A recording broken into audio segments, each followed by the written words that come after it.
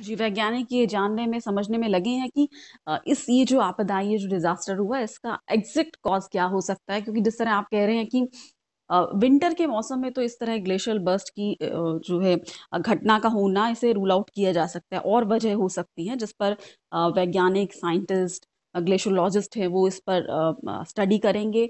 Remote sensing से भी, satellite images से भी और एक पास जाकर भी थोड़ा डिस्टेंस रख के उस इमेज को लेंगे और फिर जो हाई डेंसिटी हाई सैचुरेशन की और कैमरास हैं उनसे स्टडी करेंगे दोनों को मैच करके कि एग्जैक्ट वजह क्या रही।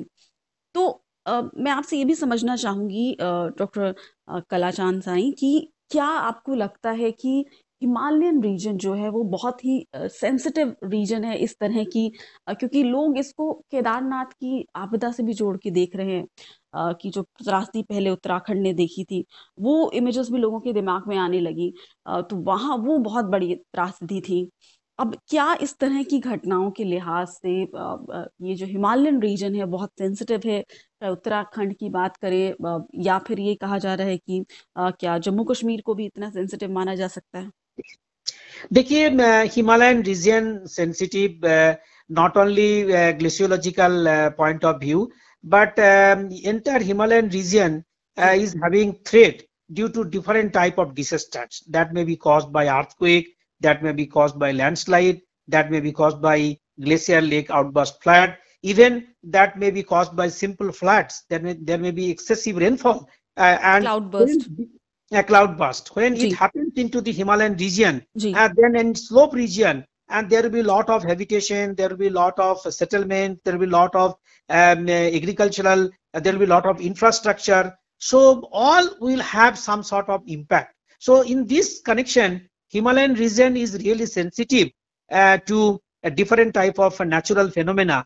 And definitely as a scientist, हम लोग उसको natural phenomena का तो stop नहीं कर पाएंगे, बट हम लोग एंथ्रोपोजेनिक इम्पैक्ट को कम कर सकता है। हमारा जो डेवलपमेंट हो रहा है, जो रूरल प्रोग्रेस हो रहा है, उसके लिए हमारा हिमालयन में एक इंक्रोचमेंट तो हो ही रहा है। तो हमारा नीड को पूर्ण करने के लिए जितना चाहिए उतना ही हम लोगों को एक्सप्लॉइट करना है। जब ओवर एक्सप्लॉइटेशन करने जाते हैं तब हमारे हिमालय भी, हम हिमालय का हेल्थ के बारे में जब ध्यान नहीं रख रहा है तो हिमालय भी हमारे ऊपर as a and law of Newton reaction, वो हमारा पर रिएक्शन करेगा, हमारे ऊपर क्षति पहुंचने की कोशिश करेगा। वही वही होता है। बट नेचुरल जो और मैनमेड और जो एंथ्रोपोजेनिक का मैं बात कर रहा हूँ, वो जी तो कभी भी हम स्टॉप कर सकता है। उसका क्या रीजन है उसको मना कर देंगे, रूल रेगुलेशंस कर देंगे, हो जाएगा। लेकिन नेचुरल प्रोसेस में जो हो रहा है, and Himalayan region is very much prone to have all this natural phenomena, natural disaster. इसको हम लोग अगर सही तरह से स्टडी करें तो हम इसके जो लॉस है, जो ह्यूमन और एनी अदर लिविंग बीइंग का लॉस है, प्रॉपर्टीज लॉस है, नेचुरल प्रोडक्ट का लॉस है, और एनी अदर इंफ्रास्ट्रक्चर का लॉस है, उसका रिड्यूस कर सकता है। तो इस तरह से scientific investigation, earthquake related study, ऐसे हैजार्ड ड्यू टू लैंडस्लाइड और due to this flash flood और ड्यू टू हेवी रेनफॉल और due to this lake outburst, इसके बारे में हम लोग अगर स्टडी करें, पहले से उसको वार्निंग करें, तो एंड कौन सा रीजन ज्यादा सेंसिटिव है, ज्यादा वल्नरेबिलिटी है, उसके हम लोग प्रोटेक्शन, उसके उस रीजन को थोड़ा सा हम लोग कुछ डेवलपमेंट ओरिएंटेड काम के लिए थोड़ा सा काम करें, तब इसका हमारा रिस्क रिडक्शन हो सकता है। आपने जो बातें किया है 2013 का जी केदारनाथ फ्लैश फ्लड के साथ, उसका सिचुएशन और इसका सिचुएशन थोड़ा अलग है। जी वो वहां पर जहां पर हमारा ये फ्लैश फ्लड हुआ था 2013 में, it mainly first cause was due to the cloud burst, heavy rainfall at one time, and that blasted one of the lake near that place, and that caused excessive water into the lake, and that broke the dam, and then lake outburst flood.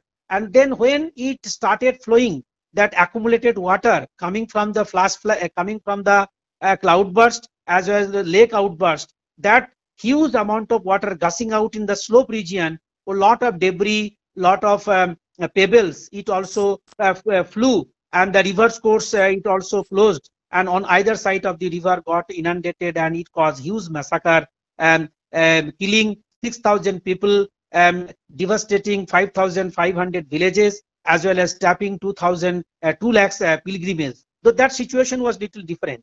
Coming back to the this Chamoli, the flash flood, here situation is that we didn't see. I told earlier that there was no such lake, that lake water has been bursted. Number जी. one, we didn't observe any such type glacier that also can cause, but it happened into this region. And to find out the answer to this question, probably rockfall or maybe snowfall, avalanche, maybe, because we are not very much sure what exactly caused.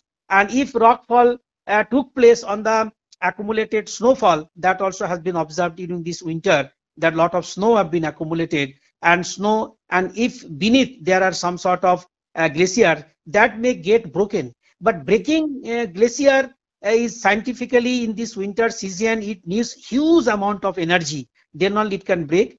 But definitely something happened, and all these things are lying into the very highly steep region. Here steep region is much more than the Kedarnath region, and all these have flown very rapidly, and that caused broken of the dam, and dam broken, lot of water, whatever was there, flows. And but fortunately, after that, in downstream, we didn't see much impact to the even Rishikesh and other places. So the exact answer to this question, what caused this flash flood, is still not clear to us. And again, there may be some sort of snow or covered that may block the river course, because you see that all these rivers are live because of the meltwater of the glacier. So slowly that comes and that flow. And if sometimes because of this temperature, we also heard the temperature was also warm during this flash floods. So what exactly caused into this region for this flash flood, we'll be able to come out with some concrete answer maybe after some time, when our people will gather data, when they will analyze the data, and come out with some conclusive inferences about this question.